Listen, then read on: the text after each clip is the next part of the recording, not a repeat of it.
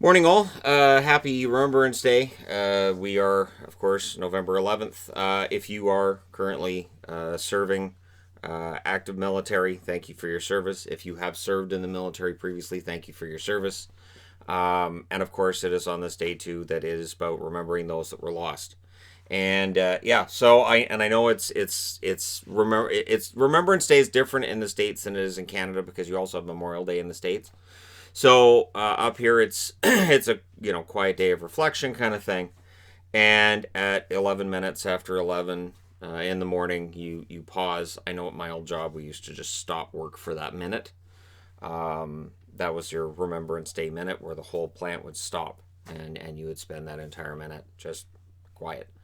And it's not like there was a whole lot of joking around going on either. It's not like during an anthem in school where you're supposed to be reverent, but in reality, Billy next to you keeps making farting noises under his arm. It's kind of funny, and so you're trying not to chuckle. No, during Remembrance Day, that kind of stuff, in my experience, doesn't happen. So, if you're current or you're former military, thank you for your service. And if you have a family member that was lost serving, you have my condolences, and this is a day meant for them as well. So, with all that said, we're not going to hear anything out of the National Hockey League today. We are maybe going to hear something out of the NHL tomorrow, where the Board of Governors are going to have their little meeting. And it sounds like they're still aiming for January 1st. And I know there are people saying that's not going to work. That's not going to work. They're not going to have fans in attendance. I think the NHL is well aware they're not going to have fans in attendance. It's not going to happen. The plan is to have 4 hub cities to start the season. And the reason I didn't do a video on this yesterday is it's the same stuff I've already been reporting. So I thought, no, I'll talk about it tomorrow, and I'll talk about it with something else. And The Athletic gave out a couple of polls today, and I thought, that's interesting. That can get people talking. So it's going to be a shortened season, in all likelihood, 48, maybe 60 games. And the idea is that you'd be in that hub for 10 to 12 days and then out for a week. And you would be tested daily while you're in and while you're outside of the hub. And that they would also be, again, like during the playoffs, taking care of the family, taking care of them so that you know that your family's taken care of. That's out of your mind. And you can see them every couple of weeks. Now, I don't know if the Christmas break is going to be addressed in some form, but I would think they'll just tell them, have your Christmas in the middle of the month and report to training camp after that. So training camp is supposed to be 2 weeks for the teams that were playing in the return. For those 7 teams that haven't played since March, they'll get an extra 7 to 10 days of training camp. And then the plan is that as soon as it's safe to do so, transition to all 31 cities. And it may very well be that south of the border, they're allowed to transition first, and in Canada, they'll transition second. Now, where it gets kind of interesting is, obviously, the healthcare system in the States and in Canada, they're completely different. And it's possible that once there's that vaccine available, that it could be distributed probably faster in Canada than in the US, depending again on doses, all this other wonderful stuff, distribution hubs and whatever else. But it's possible we may have full attendance in Canada, across Canada, before you'd have that in the States. So again, it may start out where the Canadian teams are making a lot less money, and it may end up where the Canadian teams are making more money, which is where we generally end up anyways. But it's going to be interesting too, because owners may very well say, all right, players, you need to take pay cuts. Well, see, the players are already giving up 20% in escrow, and they're already deferring another 10% of their pay to the owners, so they don't have to take a pay cut. If owners are going to come around to players and go, okay, now we've already taken and siphoned off that amount of money, can we have some more? Because we're only going to play a 48-game schedule, so we're not going to play in front of fans for the first, say, 2 months of it. So can we just have more money back? And the players may very well say no. And we saw this with baseball as well, where baseball players said, no, we've given up enough. Now, basketball, they did agree to a pay cut this coming season. I thought NHL players would agree to a drop of the salary cap and to have the contracts all adjusted down for the new cap. So if the cap dropped by 10%, all the contracts in the league would drop by 10%. I thought that would be agreed upon. I was kind of surprised when it wasn't. I was also kind of surprised they didn't agree to some kind of a compliance buyout or something like that. But now, half the league is in financial jeopardy. Whether it's that they're up against the cap, and then for the other half, it may be financial jeopardy just in general. But if they go to the players and say pay cuts, there are going to be those that say, I'm not going to play. Forget it. I'm already losing X amount of dollars. I can't do this. So there is still some work to be done here before we're going to get an actual agreement from the players. And there was a poll by The Athletic that I thought ties in nicely to what the rumors are that are out there.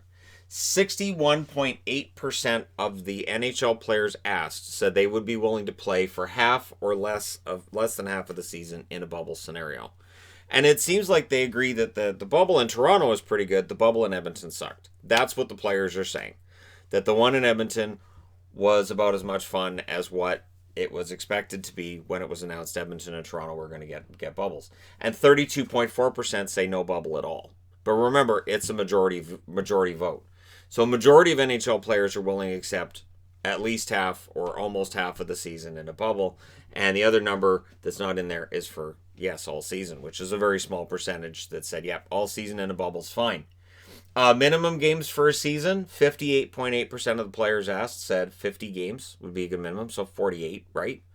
26.5% of the players asked said 60 games would be a solid minimum. 11.8% said 70, and the percentage you don't see on the board is the ones that wanted 80, which was very small. And again, if it's a 48-game schedule, that'll work for over half the league. Over half the league would be like, yeah, that's fine. So think of it this way. Hub cities, not bubbles, not walled in. They're not going to have the chain link around them like they did with the playoffs. So this is a situation that looks like can very much work. Now, when players are asked, do you want to play in front of fans, 79.4% said yes. Reduced capacity, 17.9% said yes, and 2.7% said no fans. And this is what they're comfortable playing in front of. What I thought was very telling was one player going, well, if they want to take the risk, it's up to them. But we should have more coverage of the tunnel.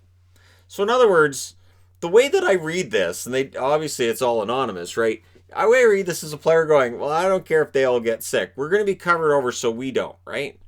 So we don't have to worry about being too close to the fans, right? It's a bad look. So what's going to happen is there'll be some reduced capacity cities. Once we get into the hubs, once this scenario plays out, they will talk with local health officials, they will talk with local government officials, and they'll figure something out. The players won't have the final say.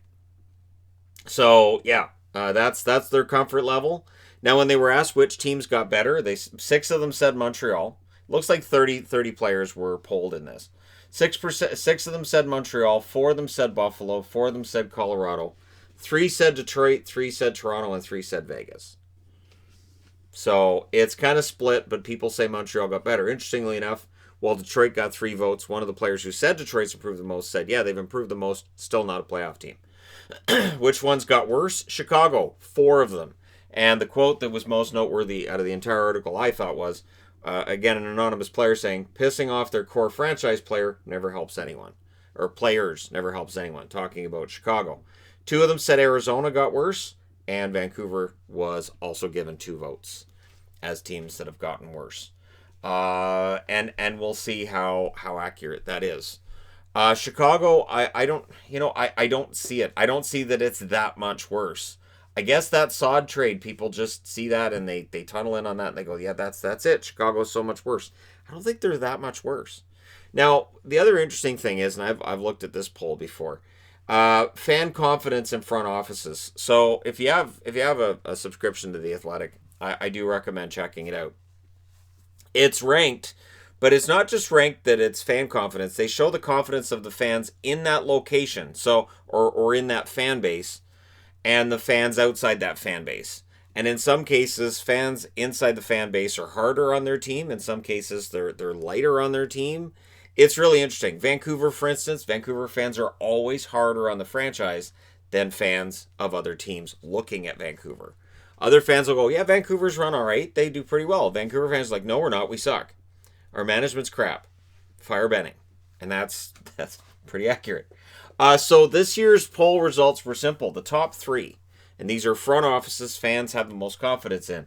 Colorado, number 1. Tampa Bay, number 2, and Carolina, number 3. I'm mildly surprised at Carolina at 3. The bottom 3, Buffalo at 29, Chicago at 30, and then at 31 they had Arizona. And I read some of the quotes that fans had for, there was one that talked about how, I trusted Chayka and I don't trust Armstrong. Why? Why did you trust Chayka and you don't trust Armstrong? I know Armstrong's new, but what did Chayka do exactly? How many playoff games was he the general manager for? How many? And I know they made the playoffs after he quit. He walked out on the team, and then they knocked out Nashville. That quote kind of surprised me. And I'm not surprised at Chicago being at the bottom. And I would be very surprised if the fans weren't harder on Stan Bowman within the Chicago fan base than they are outside of the Chicago fan base. Now, I thought, and they also posted the links for last year and the year before. 2 years ago, the Lightning were number 1 on this list, the Maple Leafs were number 2, and the Nashville Predators were number 3. Number 29, Oilers. Number 30, Montreal. Number 31, the Ottawa Senators. So Montreal, who actually have a decent enough rating right now, were number 30, and the Oilers 29. But that was Chiarelli. So it is noteworthy that the Lightning now have won a Stanley Cup. That happened in 2020. But the Maple Leafs and the Predators haven't. 2019, Tampa Bay was number 1 again. New Jersey was number 2.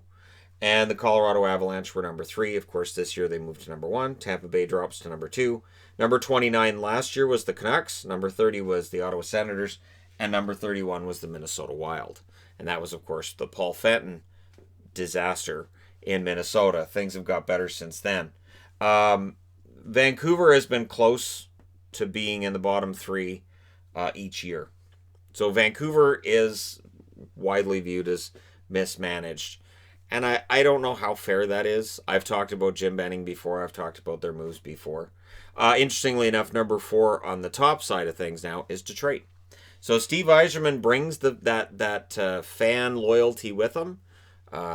Detroit fans have faith in Yzerman, and so do fans outside of the Red Wings fan base. I have faith in Steve Yzerman. So we'll see. We'll see how this works out. And, the Lightning won the poll last year, and they won the Stanley Cup this year. Maybe the Avalanche win the Stanley Cup in 2021, and maybe we have a new predictor of Stanley Cups. Because, sure, why not? It's just as accurate as anything else. There's a lot of parity in this league. The top 6 or 7 teams in the league, pretty close. And so once you get into a playoff series where it's best 4 out of 7, it could go either way. And even the seeds below that are capable of pulling off upsets here and there. So there you go. Let me know your thoughts in the comment section below as always. Don't forget to hit like and subscribe if you're browsing your way through. You just happened upon this video. And again, Remembrance Day.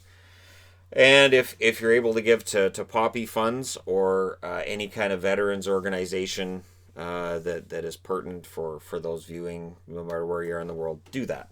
The Poppy Funds, again, those boxes, I don't, how do you do that? It boggles the mind. It's one of those things that, I can understand theft in certain situations where I'm like, yeah, that's going to happen.